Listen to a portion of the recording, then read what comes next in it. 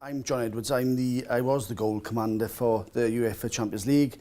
I was a full-time goal from February of 2017 right until the end and just beyond. It was a entertaining and challenging experience, I think is to say the least. Mark was my lead secco. Mark?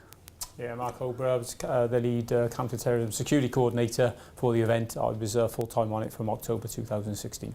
So what we plan to do, obviously, we were the only thing that stands between you and the gym, I suspect. So we're going to try to get it through quite quickly. We overran a little bit this morning, so we were rushing bits. So we'll try to keep it tight early doors and then give you the whole presentation and some of the bits that perhaps we missed out this morning. So first and foremost, Mark, just an introduction from your perspective since you joined the team a little bit before me. Yeah. When the UEFA and the Welsh FA decided to announce that Cardiff was going to be the 62nd host city to have the Champions League final. I think what was really clear from the size and magnitude of the event was that logistically it was going to be a big challenge for Cardiff. It was the smallest city that's ever hosted it by comparison to 2016 in Milan, 2015 in Berlin. Hotel infrastructure, for example, in Cardiff there's 4,000 beds. In Milan there's 40,000 hotel beds. There's 4 times that in Berlin. So the amount of people that were coming to the city was always going to be a huge challenge. The transport network, the air terminals as well were going to be a big challenge for us as a city. I think what was probably not quite as foreseeable, albeit intelligence suggested that, that things were on the uprise, was that dramatic rise that we saw in terrorist incidents in the 12 months presiding to the actual Champions League final itself. And when you think from 2000 to 2016, there were 90 fatalities in the UK directly attributed from terrorism. In 2017 alone, there were 36, and we in the UK had the most by comparison to any other country in the EU.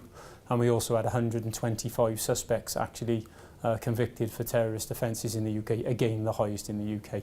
Not so foreseeable. I suppose, however, that as a secco, it was my role to have a look at how big this event was going to be and make those recommendations for the security provisions that were going to be put in. It's fair to say that when I did the initial observations of the 2016 final in Milan, it was clear to me what a big deal it was. We'd hosted in the city, in Cardiff, 6 FA Cup finals when Wembley was being built.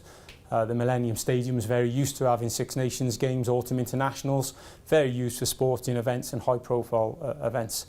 Not to this size, not to this scale. It was really apparent to me in Milan that the football game that's highly televised is the jewel in the crown very much for the event, but it's a week-long event. There's a female final, there are various VIP dinners, there are fans festival areas and fans congregation areas, and it's very much a week-long event where thousands, hundreds of thousands of people come to the area. The comments to the big 3 there, particularly for the final itself and the road to Cardiff as it became. It was the biggest, the Champions League final was the biggest sporting event Wales had ever hosted by some measure. It was also the biggest sporting event of 2017 because there was no Olympics, there was no World Cup, there was no Euros, so it was the biggest sporting event. When you think of how many people came to the actual final, came to the city on that day, there was in excess of 315,000 people in what is really fundamentally quite a small city. The population of Cardiff is only 335,000, so very full, as you can imagine. And it was also the single most televised one event of the year as well, of 2017. 350 million people watching it globally. So, as you can imagine, no pressure in relation to this event at all. It's important there, I think, just to articulate how big it was for Wales as well. So, from the very onset, we were heavily involved with Welsh Government and the First Minister, because it was important that we get it right, not just for the reputation of UK PLC, but also for the reputation of policing in the UK, but importantly as well for Wales and Cardiff and indeed ourselves, South Wales Police. So it was about reputationally, it was about getting it right. And making sure that all the building blocks were in place, because the aspiration for Cardiff is to make it a sort of city of choice for events policing. And then to do that, you have to prove that when you get the big jobs, you can do it with some style.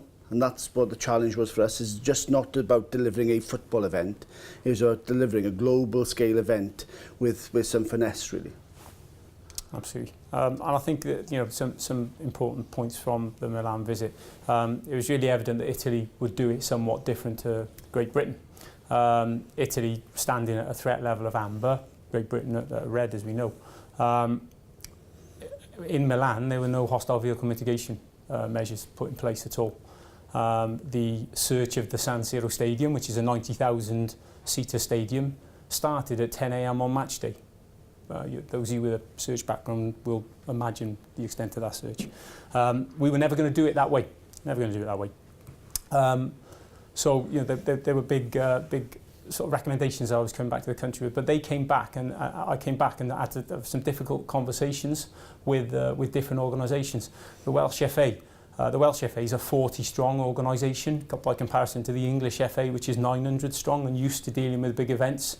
The Welsh FA had never dealt with something of this magnitude and scale before. UEFA themselves, they'd had the Champions League final in 2012 in Wembley. Some of the recommendations I was making was nothing like they'd experienced in the UK and in other countries with less risk as well. So they certainly at the offset questioned whether some of the recommendations were warranted. And even with our own chief officer group, obviously there were big considerations that they had to make in relation to the community impact of some of the recommendations that were being made and the financial consequences of spending out on some of these security measures. But as we all know, we saw what happened in the 12 months building up to it, which sort of justified a lot of the things that were done. So looking at the threat assessment and the risk assessment that I initially put into place, I graded it as severe. We didn't have specific intelligence or information at the time, but when you look at the economic impact, the global scale, the media, and everything reputational surrounding the event, it was clear that we had to make sure that this was a guaranteed, as best we could, safe and secure event. Hostile vehicle mitigation measures. I'd had experience, because I was the security coordinator for the NATO summit in 2014 and the Cardiff dinner venues, of involving the National Barrier Asset team before and putting the measures into place. That was very different because that was very much making island sites which were non-permeable because we had 160 protected persons in the same place at the same time. This had to be pedestrian permeable but stop vehicles, which when we look at the numbers that were coming into the city was quite challenging. It was the biggest footprint that the National Barrier Asset team have ever put into place in the UK for this event, which is a big challenge. And as you know, and we'll come on to, we touch on it later, the events that ran up to the Champions League final and how busy June was in London following the attacks that had happened in London and Manchester, those initial agreements to put those National Barrier Asset in place had to be justified again and again because the Trooping of the Colour was in London in June, the State Opening of Parliament was in London in June, the Queen's Birthday Honours List was in London in June, the crowds were going to be coming in for all those events as well, so this got continuously reviewed. Search and lockdown of key venues. There are multiple venues that were involved in this event. The National Stadium of Wales itself, I call it the National Stadium of Wales, it was the Millennium Stadium, everyone knows it was a Millennium Stadium, made in 1999, changed in 2016 to the Principality Stadium. Principality weren't a sponsor of UEFA, so therefore it couldn't be called that. So it was the National Stadium of Wales, which is referred to throughout this. It's gone back to being the Principality now. Back to the Principality now. That was going into lockdown, 76,000 seats.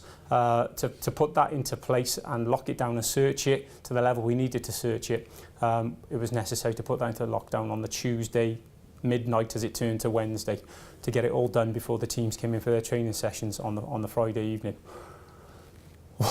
It directly links to the use of the remote vehicle search site. UEFA have a lot of deliveries that come in for this huge corporate event. In Milan, 200 HGVs came in on match day -1 and match day -2. Because they weren't in lockdown until 10 a.m. on match day, that was absolutely fine. With us, that wasn't. Because to maintain the integrity of those venues, we have to maintain the integrity of what's going into the stadiums. So we had to put in place one of the biggest remote vehicle search sites that the UK's ever had as well, which was no small feat with the number of staff that were involved in it and the finding the right site to be able to do it as well. And the numbers that went through it were really big. We tried to get UEFA to manage down the number of deliveries that came after we went into lockdown. But when you think you're talking about perishable goods, you're talking about flowers, talking about all sorts of foods coming in, then you've got to have this in place. And we still had, you know, over 100 HGVs and car deliveries coming in. I think just from a goal perspective, Mark, the importance of the RVSS when I took over the goal responsibility was not to be underestimated. That for me was about the integrity of the site. If we hadn't had that ability to give myself confidence as the gold, that every vehicle going into the stadium was clean and only had the goods on it that was supposed to be, and we had a very sophisticated mechanism for checking vehicles in, checking vehicles out. We piloted vehicles right from the RVSS, which is probably a mile or two away from the stadium, into the stadium. It was a large operation, but for me as gold, it gave me absolute confidence that was locked down and remained locked down hours, and the integrity of it was there. And without that, as a goal, you've then, if you did have a hoax call later on in the event itself, you'd have to then question, well, could there be something there or not? With that RVSS, I was pretty confident, 99.9% confident everything was as should be. It's difficult to contextualise in words how complex that operation was, because there were 500 vehicles in total that went through that RVSS. There were diplomatic vehicles, the delivery vehicles from UEFA, even the refuse vehicles that were going into the city centre and going through the HVM measures into crowded places, all had to go through that site.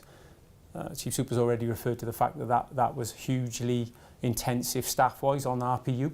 And when you think they had all the pilots to do, we didn't want a reputational backlog of vehicles, so the schedule had to be really well timed in relation to that. The approach routes to the city, because they were all in hostile vehicle mitigation measures as well. The vehicles had to have the right accredited drivers who were vetted with vehicle access passes, which married up to the vehicles. It was, you know, quite a cumbersome event. It sounds quite simple. We just put lorries through a search facility and they came out the other side and they got in. Actually, the mechanisms and the mechanics around it all, the logistics around it, we needed sophisticated planning and a lot of preparation to get us where we were, but also that included going to places where they do it day in, day out, such as Heathrow Airport, making sure that we're learning from people actually who've got expertise in this sort of movement of vehicles, just to make sure that the efficiency of the whole operation was as slick as it could possibly be. Absolutely. Overt armed presence to deter. Your own forces will have had standing authority considerations for major events. We brought in, following the Berlin Christmas market attack, on the 1st of January, our first sporting event of 2017 had long-barrelled carbine carrying officers outside of Cardiff City versus Aston Villa game. That never changed on the build-up to the Champions League. It was the first Six Nations games that had that. There was a slight element of reservation as to what will public perception be. I can categorically say it was full of reassurance, and there was absolutely no complaints in relation to that.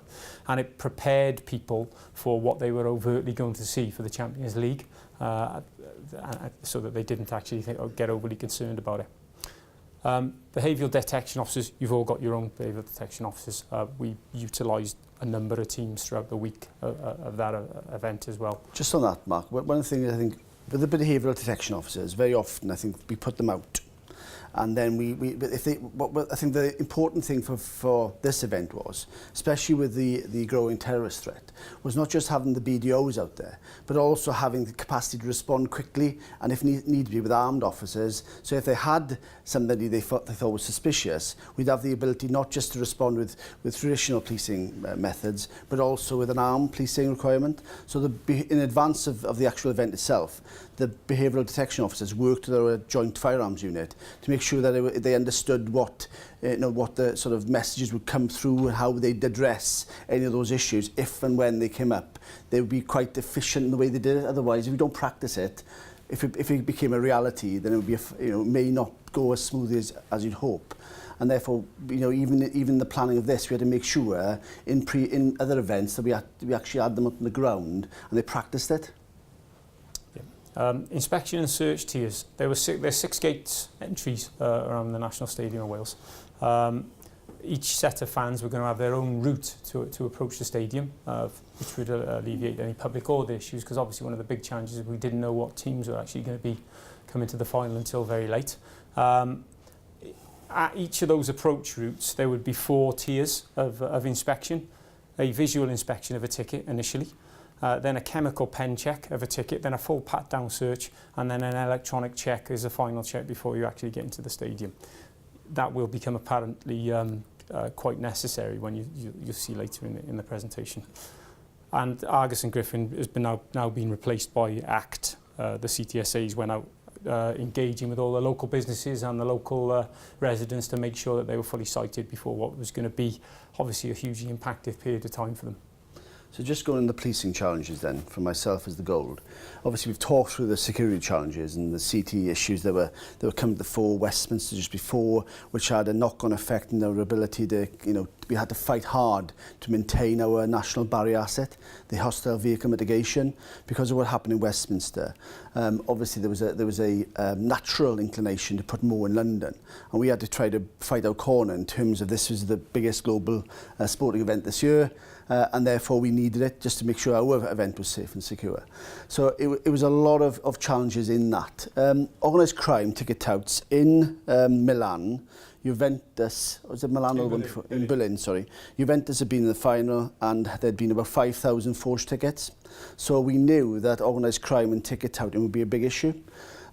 And to be honest, it was. One of the things that I came up with in the earlier session was, one of the things came through to me as Gold was what the organised crime groups are doing is they were tracking parcel delivery companies, for example, and they were going to one of the hotels in the city centre, and then they were the parcel would go over them with all the tickets, 80 or so tickets.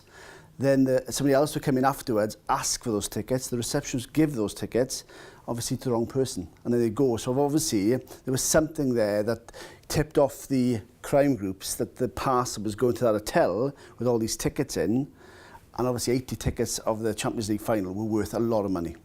So we knew there'd be issues on that, and indeed in the early parts of the operation were quite a number of arrests for ticket touting. Transportation infrastructure strategic risks. Those of you who know Cardiff and know have ever been to Millennium Principality Stadium know that actually it's quite a tough ask. So if you come on a Friday night, the Severn Bridge and then the Brynglas Tunnel, it's not the easiest route to come in. We often get issues with tailbacks right up the M4. So the transport infrastructure into Cardiff can be quite difficult and of course sensitive to any issue. So if there was a breakdown or if there was anything else that actually disrupted that infrastructure, it would mean a significant disruption to the event itself. And bear in mind, a lot of the Juventus fans plan to come by road, and indeed a lot of the fans from the airport in Bristol plan to come by road. It was important that the transport infrastructure remained sort of fluid really and moving. The other form of transport as well in relation to the airport.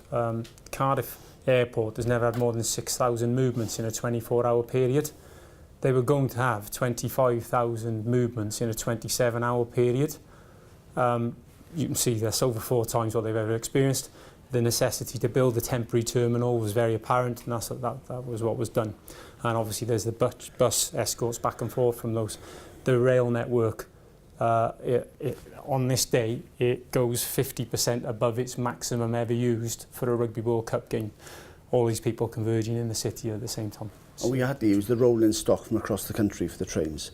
We had so many high-speed trains going out. It was very, very slick. But if you missed the train, and the train went out, because the train will go out in time regardless, then you would have lost the opportunity to get 200-300 people out the city, which when you talk about the accommodation, I'll talk about it later, it would have a major impact in the whole transport plan really. According to the police response between forces, Mark's already mentioned 41 forces give up mutual aid, lots of it around the specialisms, around public order, firearms, etc. But also it was, we talked already about Bristol, so Bristol Airport was involved, Birmingham Airport, London airports, Gwent obviously being a key partner as well in terms of the infrastructure, and ourselves. So I was the overarching, it was agreed in advance that I'd be the overarching Gold for Avon and Somerset, South Wales and Gwent. So there's 1 gold, 1 silver for all 3 forces, signed off with a memorandum of understanding so everybody's clear who owned that operation, and in effect was me. And the silver had similar responsibilities, working in a slightly different location. We've talked about the inspection ticket operation. That involved moving the footprint of the stadium out of the curtilage of the Principality Stadium onto the streets. So we couldn't fit all the 4-tier search regime couldn't be fit within the curtilage of the stadium. It had to be brought out on the city streets in order to make sure that we had sufficient gaps between each inspection regime to go before we went to the next one. So it was a little bit certainly different from what we'd used before. Change the requirements of UEFA, FAW. You'll probably see the evidence of that as we go through. There were a lot of last-minute changes, significant number, which when you're planning is always difficult. You talked about initial resistance in relation to some of those security plans. The journey with UEFA almost went on his head a little bit with the 12 months build-up, because obviously terrorism became very apparent in Europe. And I think a big impactive thing for them was when the quarter-final was attacked directly as an event, but with the Dortmund bus having an ID put by it. And that, they saw the consequence of what happened with that game. The game was cancelled. For that to happen for this final was almost unthinkable. Finance cost recovery for those of us as goals. Finance is one of the things that I'm responsible for. It was a big operation, multi-million pound operation, over £6 million. Is it fair for the taxpayers of South Wales to be funding that? We didn't think it was, so we worked with Welsh Government and Home Office to look at how we could recover some costs. And in fairness, both Home Office and Welsh Government came up trumps and gave us what we said we needed. We talked about the specialist resource, drawing people in from across the various forces through MPOC was a challenge, but we managed it. Logistics, I said this earlier in the previous session, one of the biggest challenges to get people into a city which has only got 4,000 hotel rooms, which have already been taken by UEFA and the Football Association of Wales. From all across the country, people were having to sleep in TA centres, probably sleep on the outskirts of the city, so probably an hour or so out. Even in Somerset colleagues who were providing us with a lot of PSU coverage, in fairness, had to come every day in from even in Somerset because we just couldn't accommodate them within the city. And that's one of the issues we had unique for this event that didn't occur in NATO. NATO was 10,000 resources coming in, and we could put them in student lodgings and things like that. We had more capability and capacity because it was September. Because this was in June, the students are still there. We didn't have that ability to use student accommodation to house our own staff. So we were asking people to come in most days or even travel in from the outskirts, and even our own force. And we talked about the hostile vehicle mitigation. There was over 200 points within the hostile vehicle mitigation setup, which required a cop day in, day out. And once you put it on, you've got to have a cop there at each point. Well, if you can imagine getting busing from South Wales, 200 cops in from all over South Wales into Cardiff every day, 3 times a day, because I didn't want to overwork them. It was a logistical challenge, to say the least. And that's why briefings, welfare, accommodation, all those things, when you're doing an operational job like this, you thought, well, it'll just happen. Actually, it's probably one of the most complicated aspects of the operation, the planning, was to get that right. Comms, I talk about their internal comms, making sure we get right internally in terms of what we're doing, why we're doing it. Partners, so making sure the partners are on board with everything we do. So we had a multi-agency comms cell. One of the things that came out of the local organising committee was an attempt to stop people coming to Cardiff. And I don't mean coming to Cardiff for the event, I mean coming to Cardiff to shop. Because as you can imagine, shopping in Cardiff on a Saturday on that particular Saturday, may not have been the best idea in the world, and it would have, cluttered up the infrastructure even further. So a lot of communication. The upshot of that was, of course, some of the shopkeepers would say that the communications in that particular, the footfall in that particular day for some shops was lower than they've liked, because obviously people were not coming to the city, albeit we had 315,000. They perhaps weren't going in there for shopping.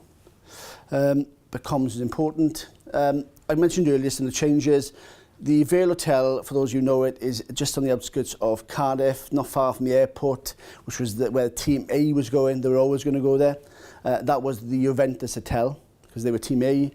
Team B, when we got the result, was not initially the Mercury Hotel. For those who know Cardiff well, the Mercury Hotel is literally 200 yards from the city centre. that wasn't the hotel we'd picked. The hotel we had picked, or that had been picked by UEFA, to be fair, was the Celtic Manor Resort.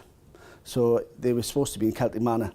Unfortunately, when Real Madrid got to the final, they do their initial inspection themselves, and they didn't like the Celtic Manor, not because of the quality of the hotel, but because it took so long from the outskirts of Newport into Cardiff and back at peak times. And they've got, I'm not sure if you're aware, they got slots for their training times, the night before training, and they didn't like the fact that the Celtic Manor was so far away from the actual Principality Stadium. So on their own back, really, they went to UEFA, and UEFA had booked this hotel, and UEFA ended up giving them that hotel and going themselves to the Celtic Manor. That hotel was literally 200 yards away from their fan meeting point. And I'll talk about some of the implications of that then, because having the hotel so close to their fan meeting point could result in lots of fans realising their team hotel was only down the road and actually congregating in that area. And there's a few issues that I'll speak to in the next slide in relation to that area. Juventus, they obviously won the finalists. They get 18,000 tickets.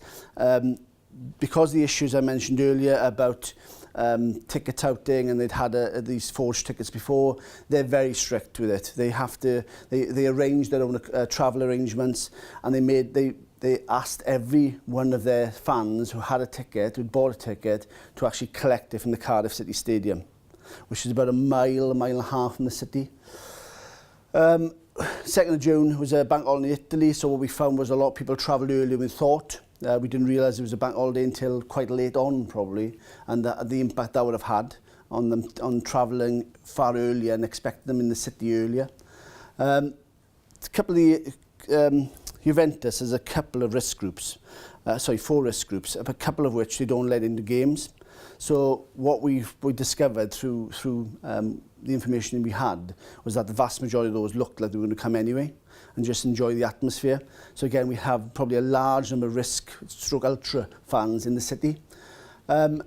And the footfall, really, what I'm talking about in terms of the issue is the footfall from the stadium to the city goes through quite an urban area, quite a diverse area. I was just making sure that we had, spoken to those communities, spoken to those residents, making sure they were aware of what was going on and how it would impact them, and working with those residents to try to understand it would only be a very short-term issue that they have to deal with, but nevertheless, we'd have enough staff out there to help support that operation. Bag drop facilities, that occurs in the next slide as well. Those of you familiar with London Marathon? In London Marathon, you get to drop your bag off, and then you get a ticket, I think, and then you pick your bag up at the end. Because of the security concerns, you've got to remember, we've got all these fans coming from Spain, all these fans coming from Italy. Bags, we weren't allowing bags in the stadium. So where were they going to put their bags? They weren't staying in Cardiff. I already mentioned there's only 4,000 rooms. A lot of them didn't have accommodation. So we had to come up with a mechanism to give them the capacity to actually drop their bag off, but also make sure that we were happy that it was still safe wherever they're going to get those bags. So we were searching those bags before we took ownership of them, because otherwise, they'd be the easiest thing in the world, really, to drop a bag there and not go back for it.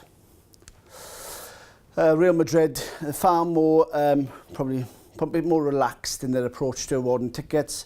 They'd been in the Champions League final lots of times before.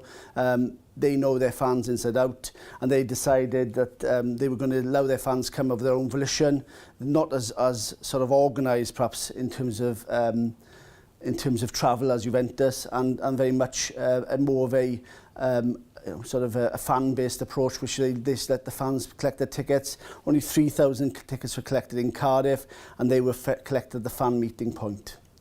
And they didn't expect any ticketless fans to come from Real Madrid. They've been in there in that final several times, as we know, and they didn't see any issues with fans coming over. One of the things that did come up, though, was at the last minute, they asked for a stage and a DJ and a sort of bit of an act, I suppose, and the president was going to go up on the stage right at the 11th hour. Now, the fan meeting points were never designed or never meant to be sort of areas where you'd have large congregations of fans. It was meant to be go there, drop your bag off, get your directions, and then go back and enjoy the city. But of course, if you've got a DJ playing and all those things, you're going to naturally get people congregating there because that becomes their de facto gathering point. We had a discussion about it and the threats around that, and we decided not to agree to that in the end, on the basis of the fact it really was the last minute. It was in the last few days, and the impact in terms of resourcing that area would have been enormous.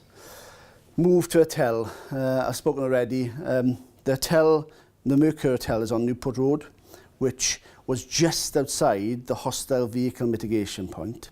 And if you can imagine, if all the fans had realised that Gareth Bale, because obviously a Cardiff boy, was in that hotel, you could imagine that's a big, busy arterial route. There would have been a lot of people gathering there. So we had to come up with a plan last minute to look at how could we provide hostile vehicle mitigation that wasn't as solid as the one we put in place for the rest of the city, but still give me the confidence that if there was a vehicle-borne attack, that we could at least mitigate it with something else. So we ended up ended up having a plan that looked at refuse trucks blocking off that area. Very quickly on this, we were very keen from day one really for the women's final, which was on the first day, the 1st of June, to be a celebratory event, to get the communities involved. There was only 5,000 tickets balloted for the general public for the main sort of match on the Saturday. But this was an event that everybody could go to. So we ended up with pushing it locally very hard. And I think the community got behind the female final. And it was 20,000 plus crowd, one of the largest finals they've ever had in the UEFA Champions League. So it was a real positive for South Wales that we were able to garner the sort of community spirit and get people coming there. That's just nice pictures of Wales. Some scenic routes, but you can see on the top right hand side there, that's the bay, and that's where the festival site was, which we'll talk about in a bit. That middle one there's Cardiff City Stadium, and obviously you recognise the Principality Stadium, National Stadium of Wales, Millennium Stadium, it's all the same place, but that's it there. What that photo does show you though is that the image of those who've been to Cardiff before know it's a fantastic city in relation to that stadium, and the late night economy outside it is a great visitor experience. It's not such a great security plan because you don't have any standoff distance from it. You're going to talk through this one. Yeah, so Champions Village and Football Village. So the Champions Village is, I would describe it as if Carlsberg made corporate events, then it would be exactly like this, albeit Carlsberg aren't an official sponsor of UEFA either, it's Heineken. So, but basically this very grand marquee was constructed in Coopersfield, which is next to Cardiff Castle. Construction started in April, so it was going to take over 2 months to build it. And when you think that whole venue was only open for 3 hours prior to the actual match kick-off and for 1 hour post-event, and it was accommodating all the major sponsors for all the big hitters of UEFA who finance it, your Gazproms, your Heinekens, your PlayStations, your Nissans. Each of those companies have basically allowed 6,000 to the total of 6,000 people that are going to be in this Champions Village. Each person, that's to the tune of paying £6,000. So it's a big deal, and they get more revenue off this than the actual ticket sales for the actual final. The Football Village is a VIP dinner on match day -1, where all the great and the good ex-footballers from around the world of yesteryear come for a very grand dinner in Cardiff Castle.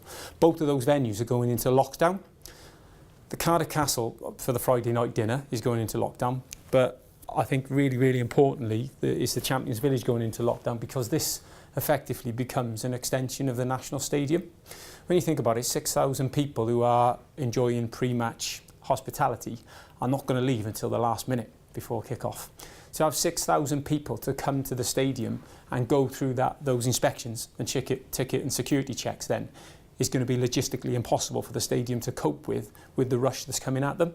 So those checks happened going into Cooper's Park. So that whole venue had fencing around it and had a total lockdown search with another RVSS for everything going in through there. Also to accommodate the movement of all those individuals from Cooper's Field into the stadium, they've got to cross quite a main road in North Road in the centre of Cardiff. UEFA decide to build a bridge, an independent bridge from the park over to the gantries going over to the National Stadium to allow for the access of these people to be able to go through, which was a challenge in itself, because one of the main roads in the city centre of Cardiff again is being closed in addition to all the hostile vehicle mitigation we're putting in, which was interesting. In effect, that was de facto part of the stadium. So part of the SPS, special police services, etc. It was a huge undertaking, never been done before at all in Cardiff. So it was to lock it down, to seal it was a significant operation. It's difficult to contextualise that, but there was a full concord inside that venue. There was everything you could ever imagine to attract the people in there. So if I go to the scale of vehicle mitigation, I mentioned earlier, it's 3.5 miles worth of vehicle mitigation. It's a huge vehicle road closure network. The bay was closed from the 1st of June, midnight on the 1st of June, and then the actual city centre, including the bay, so 3 miles worth of roads, closed down for the actual event day itself. So it was a significant community impact. So I talked about communication earlier. Communicating with our communities and residents in there was absolutely pivotal, because if we didn't have their support and we didn't have their buy-in, then it was going to be a very difficult pitch for us, and certainly very difficult for officers out on the ground, because you'll have a lot of disgruntled people. And what we had to do is work with our partners to make sure that they still had their bins collected, they were able to park reasonably close by. Even though they couldn't get in that area, it was only for a very limited time. And we tried to sort of mitigate the impact it had on them, but it was important to get them on board and to get their buy-in for it all. And the festival site was a long old site. You probably can't tell from that line there, but that's it's probably a half-mile stretch where basically people walked up from the city centre. That's a large old area to host people, but also we had to lock it down, because obviously if you can imagine a vehicle driving along that at pace, if we didn't lock it down, if we didn't have the vehicle mitigation in place, it would have been a very, very vulnerable area. The fan zone I just mentioned there, it was open from Mark mentioned right at the start, from the Thursday the 1st of June to Sunday the 4th of June. We had well over 200,000 people walk through it. It was interesting at times when just before Manchester occurred, we were having quite interesting debates in terms of the numbers of stewards down there, private security, and I was in slight dispute with the company involved that I didn't think they had sufficient numbers. Manchester occurred, and I think obviously the whole landscape changed, their approach changed, and they recognised actually we need to put enough people in there, not just to cater for missing children and the general directional inquiries, but also to keep people safe and to support the event. So I think it was a bit of a mindset change there. There was lots going on down there. One of the big things we had down there though was the floating pitch. Never had a floating pitch before in Cardiff Bay. It was actually out in the bay itself. And on the Friday night, in advance of the actual big game, they have a champions game, whereby all the former bigs of big players of UEFA and Champions League successes of the past all come together and play each other on that floating pitch. And it attracted a lot of people down to Cardiff. A massive amount of people went down to Cardiff to watch it. There was bands playing down there. It was quite a party atmosphere. But in advance of that, there was a lot of throughput anyway, because they expect people to go down. And there was things there for children, etc. So a very family-friendly atmosphere, I think it was there. I think it's probably the right time to mention there as well. So we've got all these events going on, all these venues going on, which are all directly influenced by UEFA. What was really apparent for us was the fringe events were just daily, and they come to us via various sources. They come to us through UEFA, they come to us through the Welsh FA, they come to us through a contact who's spoken to one of the main sponsors. So one day I come into work and I'm informed that Nissan are bringing in a cruise liner into Newport Dock, where they're going to have a band playing on there, and all Nissan delegates are going to be there on the night before match day. There's going to be 400 electric cars on Newport Dock, which is going to transport them back and forth to the stadium. So, and then there were big events in Caerphilly Castle and other areas as well, and these were just sprouting up left, right and centre, which giving you multiple crowded places all on the same day. One of the things that we made a decision on at the local organising committee, but I reinforced as the goal as well, was as you can imagine, this was a huge event for South Wales Police. So aside from doing this, we still do business as usual.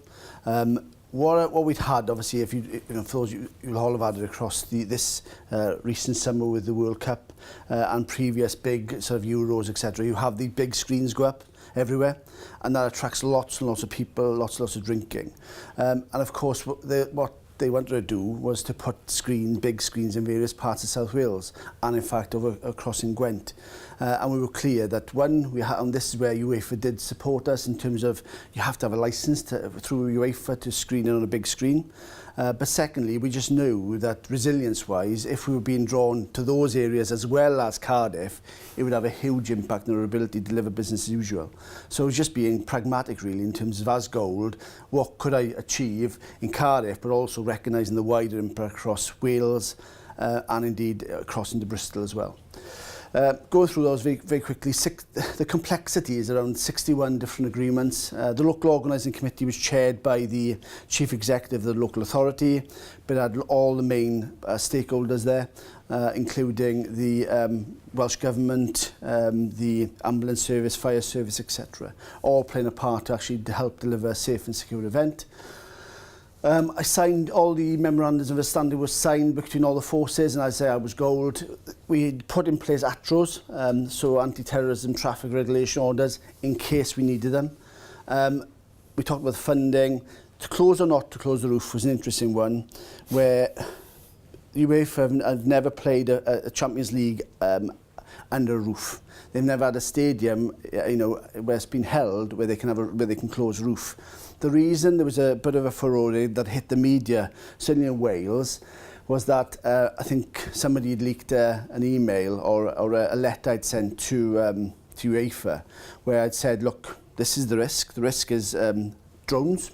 We know that drones are being used, and that there is a risk, albeit a small risk, that a drone could be used to try to disrupt the event or even film the event. So the easiest way for this stadium to mitigate that threat was to close the roof.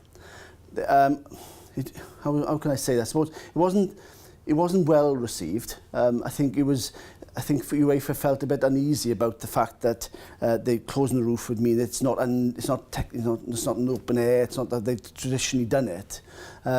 But I kept on reiterating, well, it's your choice. I'm just advising you as the goal commander that the easiest way to mitigate the threat of drones is to close the roof. In the end, the roof was closed. So that was the outcome of it. But it was quite a dialogue, and it hit the media, which is why I mentioned to close or not close the roof. It became a big issue in Wales. Accreditation, 12,000 people. We had to accredit 12,000 people to enter the stadiums. Massive undertaking. We had to get the national team involved, and even then it was still a huge undertaking. People were still coming through to be accredited in order to get access to the stadium right up to the 11th hour. So it was a constant issue. I was having phone calls on the weekends just about the level of accreditation required and the changes that were going through that accreditation process constantly. Any questions? I haven't no questions anymore? No? ATROs, yeah, promote your ATROs, but did you have to promote through the local council temporary traffic? So that was in place. Your ATROs was another level? Yes, so so the ATROs were there if required. So they of just course, signed up on the leader. The ATROs have to be signed up for the chief. Chief Constable and the leader of the council. Another thing, we didn't get the National Barrier Asset obviously up to Scotland because it was in place.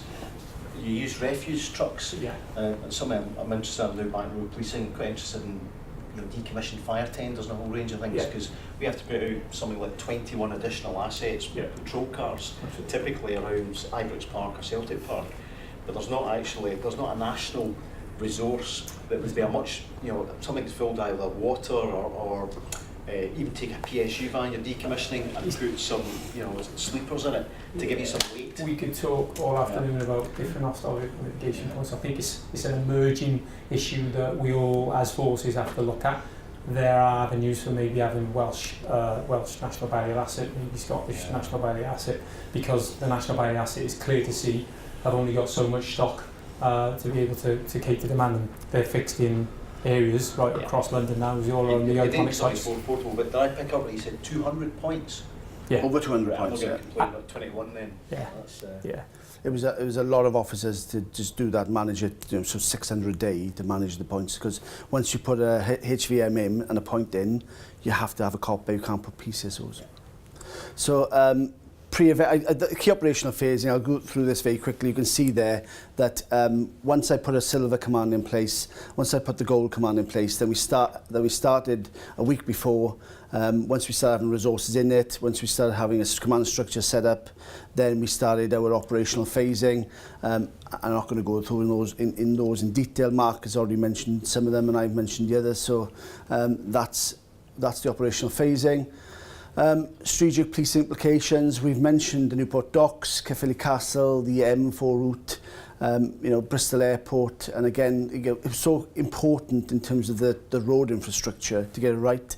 So we had to, you know, link in with Avon and Somerset, British Transport Police, the trains back and forth, helicopters. Obviously, because the number of VIPs we had coming, there was a massive amount of helicopter traffic. I didn't realise how many helicopters are coming in and how there's no air traffic control for helicopters. So they actually come in line of sight and then they land and they go. So I had the visions of it being quite a cluttered environment. You know, it was a lot of helicopter traffic because we had the scale of VIPs we had coming here. And obviously, as I said, the other forces involved, it was a national deployment really, 41 to 43 forces. Resources, we've spoken about lots of these things already. Big contingency issues was on transport infrastructure, making sure that I had sufficient roads policing resources. I had a commercial salvage provider so that if we had a breakdown or a HGV breakdown the Bringlass tunnels, that we could remove it quickly, because it was important to keep that infrastructure open. Public order, I had 24 PSUs available to me on the last day, well, available to Silver on the last day. Just as a part of our preparations to make sure that if there was any issues, we wanted to deal them quickly. Search and security, we've spoken about. Medical, having the right medical people around, so working with ambulance service, working with health, and make sure that every contingency, every eventuality was catered for. And I'll talk a little later about the exercising and having the right security staff. So just a brief overview there of the resources. It comes to about 7,000-8,000 deployments over the period, very much heavily laden towards the mid part. So we're nearly 2,000, just over 2,000 resources on the day itself, and just, I used to say ramped up for the Saturday. So 2,000 cops across the streets of Cardiff was quite an undertaking. The gold strategy, I don't want to labour all of these points. It'll be, you know, for those of you who've been gold, you'll see there it's general, the CT stuff is in the public order, public safety issues. I think the one thing I do want to labour here is the look and feel. Having 41 forces come into your force and making sure that everybody understood the expectations, the policing style that I wanted as the gold. It was important to actually document that, to hand it to everybody. We did a video, we did briefings. So every officer who came into my area understood what was expected of them, understood the style of policing that as gold I required, so that they were clear about the neighbourhood policing style that I wanted to invoke. This was a football game, yes, but it was about people coming to enjoy the city of Cardiff. Command structure, just to go into a bit of detail here, obviously Mark was the lead SECO, but I think we had 16 SECOs. We had 16 SECOs under Mark, working on various aspects of the plan. It was like I say, every single venue had its own SECO. It was every single SECO presented their plan to me. I think, and it was important to do that, because what you found then is there was a bit of overlap. Sometimes it was fair to say that the same SECOs for different sites, or different SECOs for different sites, were asking for the same resource. And as gold, then I could say, well, actually, you can't have all that of the same resource. We're going to have to look at the overarching landscape and see what can be done in terms of mitigation here, because the resources you want for there are also needed over there. So it's just having that helicopter view, I suppose, of it all. Because of the CT threat, there was a debate around whether we have a dedicated CT commander in South Wales, and we did. Our ACC, who runs our Welsh Extremism and Counter-Terrorism Unit, was on duty for the whole duration. And that was supported then with the national on-call rota for CT as well. But we felt that from the experience of NATO, it was important to have somebody who could provide that regular sort of contact in relation to any CT issues that could have come in. So had a permanent goal commander for CT stood up. Throughout the whole course, once we stood up fully, we had SFC for days and nights. We had a full intel structure, gold nights, silver nights, just to make sure that we had 24/7 coverage. So in effect, we almost mirrored what we had for NATO. So we had that model we'd used and successfully used in NATO, and we replicated to some degree for this.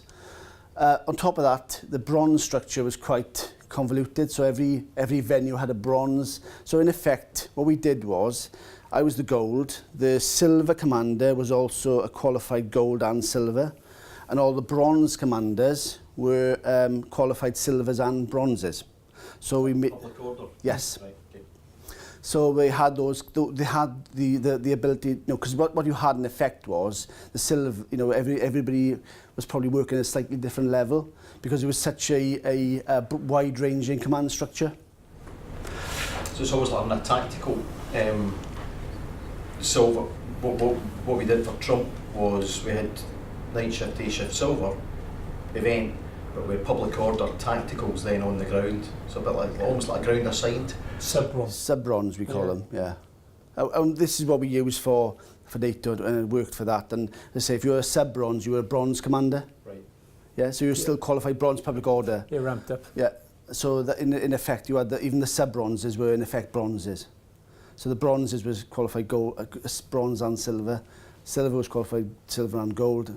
And I was at the top with just gold. Platinum.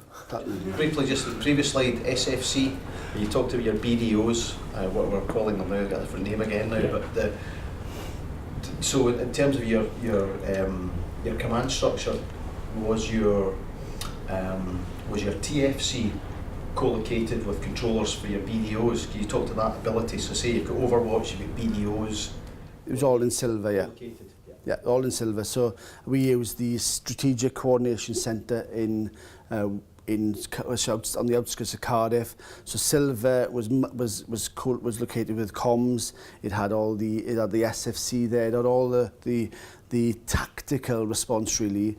I was gold and I was in Bridgend in our headquarters with the representatives of the chief executive of the local authority, the head of the ambulance, the head of the fire service. Those gold sort of commanders from a multi-agency perspective were with me then at Bridgend.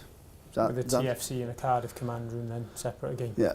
OFCs on the ground, but separate OFCs for principals and separate OFCs. That's still a bold move. Your point, you know, that's what it's refreshing to hear that gold is actually takes themselves separate. You've written your plan, you're away. Yeah. Too often, I think golds are then in your control rooms and starting to interview. And we did that for a reason.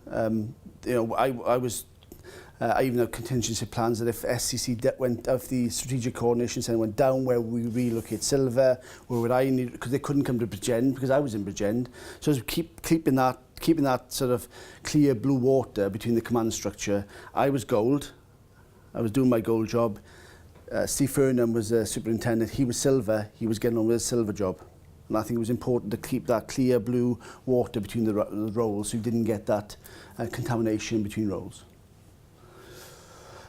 Just briefly, this just shows the scale of communication, briefings, exercising. I was briefing regularly our First Minister, a bit like the Scottish First Minister. You know, he is the head of our government, and he had a very, very keen interest in what happened. I would say the reputation of Wales was on this as well. So I was regularly briefing the First Minister on what we were doing, the plans, etc., in terms of security.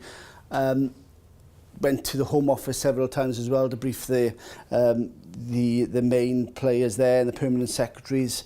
And it was about briefing our MPs, briefing our Commissioner, making sure that everybody who needed to know what we were doing were happy and satisfied with the plans we had in place. And then, of course, what we did was test and test again to make sure that actually all agencies understood the plans. Because I think very often what we found was that even the power suppliers, what happens if we lose power? Because if we lost power to a stadium, what would happen? And making sure that we actually run through some of these scenarios so everybody around the table understood their role and how important their role was in delivering a safe and secure event. We'll run through this. We, as you know, I'll hand over to Mark quickly, but we went to critical. A few days before, obviously the atrocities of Manchester obviously moved us to the critical phase, and that was just literally days before we went to the Champions League final, and obviously as a consequence of that impact on us, we had to review our plans. Did we need to change those plans to reflect this move to critical? Mark? Yeah, I mean, this was on the Monday night on a soft target, as we all remember. And so it was really important to review all of those sites that were going to be involved. None of us could have imagined all the atrocities that happened in the build of that 12 months. But that was really impactful with us, with the number of people we had coming to the city. I can't ever pretend for a moment that our job was anywhere near as stressful as our colleagues had in Manchester. But I would say that the level of responsibility was certainly not lost on us, that we had to make sure this event was proper in relation to all security aspects. And of course, we were looking at a different attack methodology. We hadn't seen a person-born ID since 7/7. And yet this was very, very real and very current. So I had to look at all that. Event periods, we're getting into the event itself. I know we're running out of time and probably keeping you from the gym. So event period challenges. We did have a lot of change in requests from UEFA right up in the run-up of it. Protected persons requests, for example, in the Gold, I was rung by a private security firm for the Saudi Arabian royal family, who had one of the royal princes coming in. We hadn't been notified, and he was coming with quite a large number of people and wanted to know how we could get into the stadium. So I was constantly getting phone calls about individuals who had decided to turn up to this event, and were welcome, of course, but nevertheless it put a little bit of a strain on our plans. There were 6 protected persons who stated that they were coming in within 24 hours from kick-off. Properly protected. Absolutely, yeah, absolutely. International SPP, proper RASP covered people. On top of the ones that we knew about, but the 6 within 24 hours from kick-off is like quite unusual, isn't it? That was the contingency plan, yeah.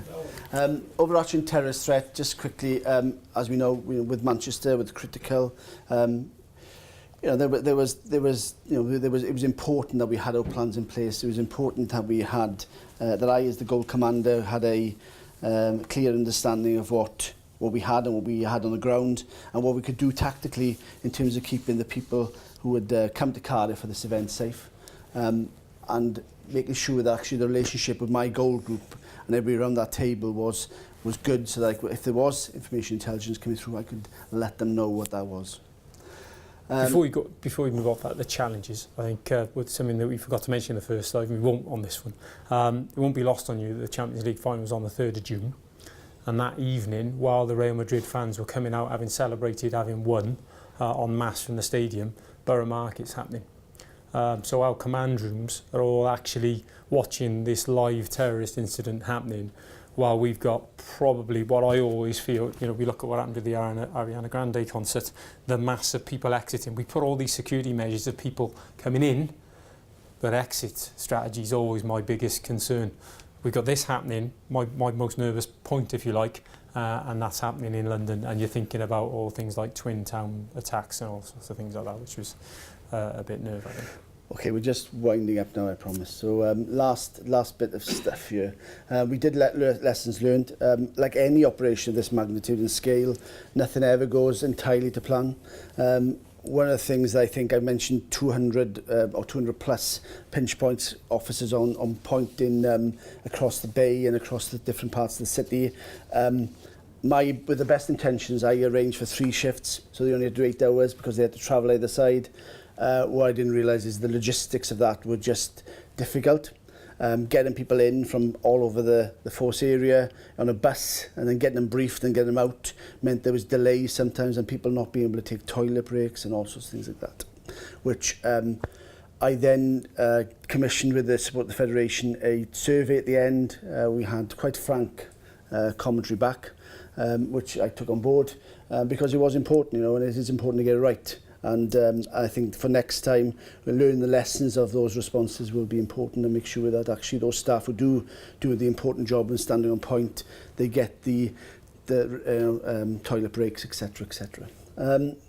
We had a formal debrief of partners, which was undertaken by the College of Policing, decommissioned the team. So after the big event and you have everything's gone well and you have to come down afterwards, you've then got to decommission the team, but also start making sure that all the documentation is filed, all those things that are going to, if there ever comes back to if anything ever happens or there's ever a claim against you, you could have that documentation filed and audited. Can understate that, either having been on the NATO ride and been on a planning team for a year in the build up to NATO and then having been on this for Champions League.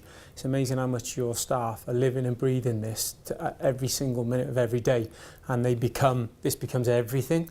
And then the event finishes, you know, and it's almost like a massive come down. You know, fantastic that it's been achieved, but there's a real sort of like a management of staff health and well-being that needs to be undertaken. And also, you've been doing lots of hours. So, 16 hours days. Myself and Mark were doing ridiculous hours in the run-up. My planning staff doing the same. Obviously, staff on ground doing the same.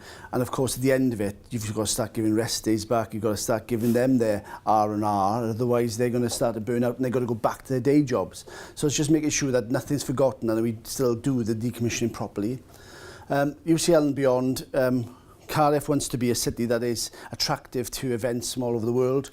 We didn't get Euro 2020, even though we bid, but we're hoping that Giro d'Italia will be something that could come to Wales. And what we wanted to make it, and we're working with the council at the moment, is try to make it a safe and secure city, so that when event organisers think of a city that they want to hold a large-scale event, they think of Cardiff as one that's safe. And I think that's what came out of this whole thing was we were able to do a lot for them. We were able to be flexible with their requests last minute. I think we achieved what we required. We could go through there. One of the things that I want to say is that getting finance on board early doors is important because we've learned lessons from NATO. That having the finance in place from the onset is important to make sure that all the I's are dotted and T's are crossed. I think making sure that we get early liaison with UEFA. What UEFA have got a habit of doing is coming in later on, so they engage with you throughout, but then they don't actually descend upon you until the sort of last week, really. And of course, what we'd liked is somebody from UEFA with us on the local organising committee, on the planning team, to actually help us shape it. Because I think they, as a key partner, they had so many requirements that we need to have them embedded within our team.